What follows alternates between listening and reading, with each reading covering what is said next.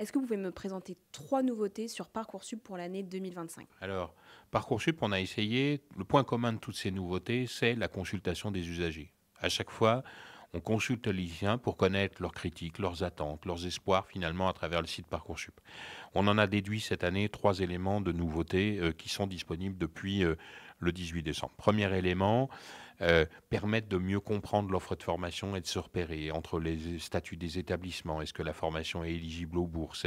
Quels sont les frais de scolarité? Voilà, toutes ces informations, elles sont aujourd'hui rassemblées dans une petite rubrique carte d'identité de la formation. Ça permet en un coup d'œil de voir les informations les plus importantes.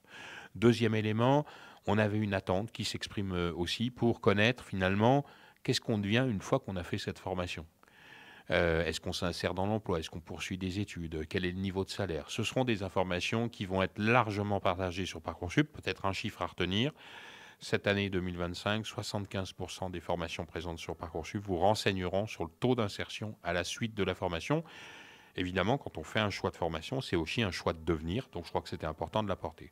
Troisième élément, sans doute le plus important pour les lycéens, la question permanente que j'entendais moi, c'était mais alors quel type de choix de spécialité il faut faire au lycée pour aller dans telle ou telle formation? Eh bien, on a essayé de travailler pour répondre à cette question et on va même plus loin cette année en mettant à disposition, depuis le 18 décembre, un petit outil ou interactif qui vous permet de renseigner un profil de lycéen, profil de choix de spécialité quand on est un lycéen professionnel, profil de série quand on est un lycée technologique, profil d'enseignement de spécialité quand on est un lycéen général.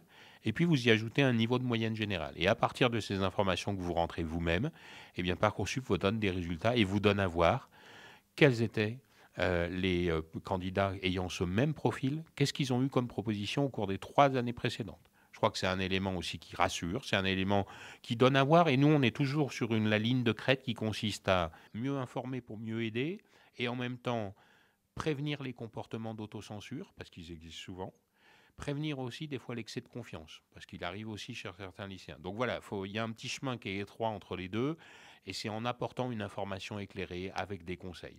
Vous pourrez voir aussi sur les formations, dans la même logique, le profil des candidats qui ont choisi d'intégrer les formations. Qui étaient-ils? Quel type d'enseignement de spécialité avaient-ils? Quel type de notes avaient-ils?